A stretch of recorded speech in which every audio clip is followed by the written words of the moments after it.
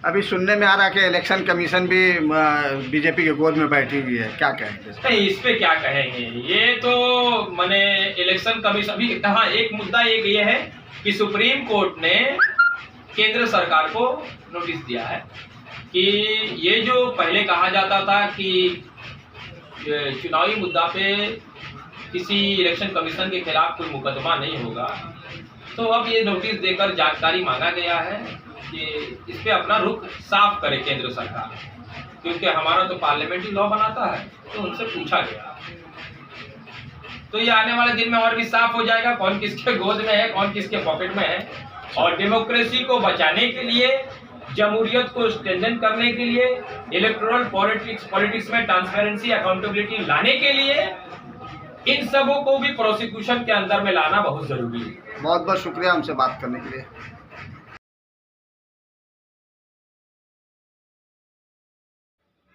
Howrah municipality के जुझारू नेता जो वार्ड नंबर 20 में रहते हैं, उन्होंने बेबाकी से अपनी बातें कुछ इस तरह रखी कि सरकार जो कुछ भी कर रही है वो देश के हित में नहीं है। ख़ास तौर से सेंट्रल गवर्नमेंट को उन्होंने निशाना बनाते हुए बहुत सारी बातें की। उन्होंने कहा कि जब मुल्क की जीडीपी गिर रहा हो और रुपए की कदर घटती हो तो वो मुल्क तरक्की नहीं कर सकता। ऐसे में हम डोनाल्ड ट्रंप के मुल्क से अपना मुकाबला नहीं कर सकते। आज जो हालत अमेरिका में डोनाल्ड ट्रंप का है, आने वाले एक दिन वही हालत इस गवर्नमेंट की भी होगी जो अभी फ़िलहाल सेंट्रल में बैठी हुई है।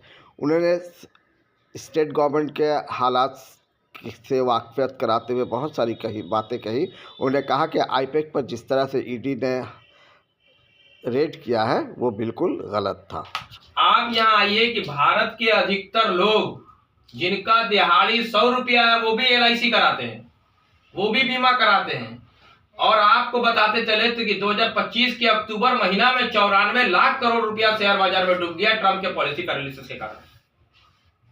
अच्छा, उसके बाद लगातार हमारे देश का लोटिया डूब रहा है। हमारे देश का लोगों का गाढ़ा कमाई जो बीमा पॉलिसी में है, जो म्यूचुअल फंड में है, जो SIP में है, वो सारा डूब चुका है, क्योंकि फॉरेन इंस्टीट्यूशन ने हमारे देश से पूंजी को निकाल लिया।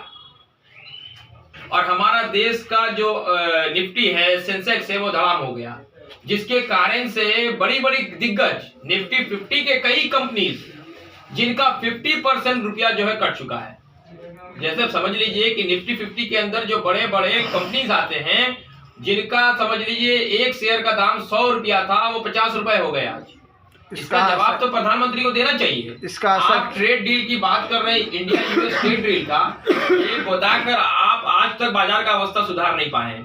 आप समझ रहे हैं कि अगर आपका शेयर बाजार में जितने भी पैसा आप इन्वेस्ट करते हैं म्यूचुअल फंड में, SIP में, वो सारा किसी न किसी जरिए से शेयर बाजार में घटता है कंपनी के द्वारा। वो निफ्टी 50 के कंपनी मैंने टॉप इंडिया का जो टॉप कंपनी होता है निफ्टी 50 में 50 कंपनी होते हैं, जिसमें HCL है, आपको रिलायंस है, बड़ी बड़ी दिक्कत जो है। देखिए, आम लोग जो है वो इन सब चीजों से उनको कोई मतवास्ता नहीं है। असल मुद्दा जनजीवन जुड़ा हुआ है इससे, ठीक है। असल जो है महंगाई से रिलेटेड है। जब महंगाई तो आपका जब रुपया का कमजोर होगा, आपका इकोनॉमी का अवस्था जब बंटाधार होगा, वो लोग क्या करते हैं, यूएस के जो माने यूरोपियन बायर्स जो होते हैं, आपके बाजार में जो पूंजी निवेश करते हैं, वो लोग निवेश करते हैं जब आपका बाजार गिर चुका होता है। माने आज की स्थिति में धीरे धीरे एंट्री करते हैं। आप पूंजी निकालते हैं जब आपका बाजार रॉकेट होकर रहता है। तो आप तो जिंदगी में पैसा कमा ही नहीं पाएंगे। आप जो पैसा लगा रहे हैं वो जब निकाल रहे हैं तब आप पैसा लगा रहे हैं। मतलब बाजार जब 1000 रुपया हो गया तब आप पैसा निवेश कर रहे हैं, और जब 100 रुपया हो गया तब आप तो निकालने की स्थिति में नहीं, आप मर चुके हैं। देखिए, बंगाल में एजुकेशन पर कितना काम हो रहा है ये एक अलग बात है। एजुकेशन पर खर्च भी हो रहा है, सुनिए, एजुकेशन पर खर्च भी हो रहा है, लेकिन हकीकत ये है कि प्राइमरी सतह पर जो तालीम दी जाती है, प्राइमरी स्कूल जो है, उन तमाम स्कूलों के हालात बद से बदतर है। कुछ स्कूल तो बंद कर दिया गया, उस उर्दू मीडियम स्कूलें भी हैं। तो ऐसे में ये हमारी जो अभी फ़िलहाल जो सरकार है, उस सरकार किस तरह के कदम उठाना चाहिए कि ये जो हालात है, जो बच्चे वहाँ तक नहीं पहुँच पा रहे हैं, इसमें कहीं ना कहीं गार्जियन भी जिम्मेदार है और इंग्लिश मीडियम स्कूल भी जिम्मेदार है, क्योंकि सबको नज़र आ रहा है इंग्लिश मीडियम स्कूल। हाँ, ये एक बेहतर बात आपने कहा है। फिर भी सरकार ने काफ़ी पहल लिया है, काफ़ी स्कूल को मॉडिफिकेशन किया है, मॉडिफाई किया गया है। यहाँ तक कि डोंगजुल का एक मामला बहुत लाइमलाइट में आया था, आप लोगों ने देखा था। टीचरों ने मिलकर ये स्कूल जो है ना, समाज का एक बड़ा मतलब अदारा है जो समाज को बनाता है। तो यहाँ गार्जियन, टीचर, पेरेंट्स और समाजी लोग और सरकार, ये सारे मिलकर अगर स्कूल को एक नया मॉडल देना चाहेंगे तो हो सकता है। सिर्फ सरकार को क्रिटिक करना या टीचर को क्रिटिक करना, बहुत सारी गलतियां हुई है, सरकार ने उस पर कदम उठाया है।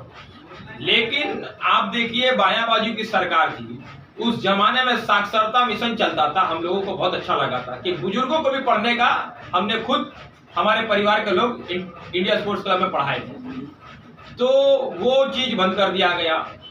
बहुत सारा चीज़, प्राइमरी एजुकेशन बायां बाजू के ज़माने से लचर हो गई, क्योंकि आपको मैं बताता चलो, अभी बताया हूँ ना कि भाई किस तरह से यहाँ पर ज्योति बाबू की सरकार किस तरह से यहाँ पर सिर्फ एक वोट बैंक की राजनीति चला रही थी कि कल कारखाना बंद हो चुके थे, रेमिंटन बंद हो चुका था, जैस्किन वर्ल्ड लिमिटेड बंद हो चुका था, बरन का खस्ता हाली पोजीशन चला गया, ये सब बंद हो चुका था।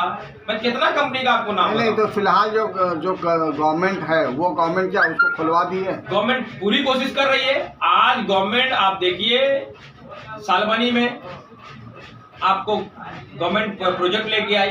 गवर्नमेंट का जितना इनिशिएटिव है आज के डेट में, वो स्टार्टअप इंडिया बोल के डिजिटल मार्केट जो कर रहे हैं, मगर ये गवर्नमेंट काम कर रही है। गवर्नमेंट यहाँ तक बोल रही है कि अगर आप कुछ भी नहीं है तो जो भी आपके इलाके में दुकान हो सकता है, ठेला लगाने, कुछ भी कीजिए, हम आपको सपोर्ट करेंगे। यह मिशन जो है उसमें आपको लोन का सुविधा है, आज स्टूडेंट क्रेडिट कार्ड है। आप बताइए गवर्नमेंट क्या नहीं दे रही है? अब जो है यहाँ गवर्नमेंट को इस तरह से चेहरा, इनका गवर्नमेंट का चेहरा बार बार ये लोग खराब कर रहे हैं कि यहाँ पर कोई इंडस्ट्रियल ग्रोथ नहीं। आप बताइए ना, आपने चंदन बसु का आईएपी इंडिया को छोड़ के कौन सा कंपनी को जिंदा रहने दिया?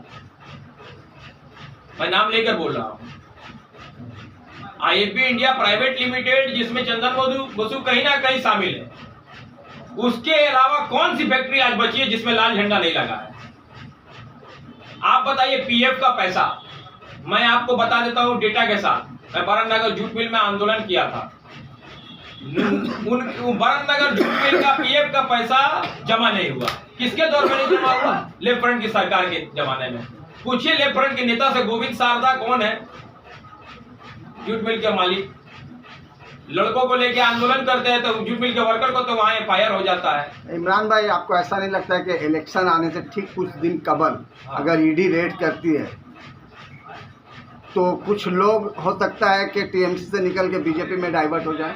देखिए, ये सवाल आप पत्रकार होकर बहुत अच्छा कर रहे हैं, मगर देखिए सुप्रीम कोर्ट ने भी बोला, आपने सुना है कि किसी भी पॉलिटिकल पार्टी का, कोई तृणमूल स्पेसिफिक नहीं बोला है, किसी भी पॉलिटिकल पार्टी का जो राजनीतिक हथकंडा होता है, उनका इलेक्शन प्रचार, उनका स्ट्रेटेजी,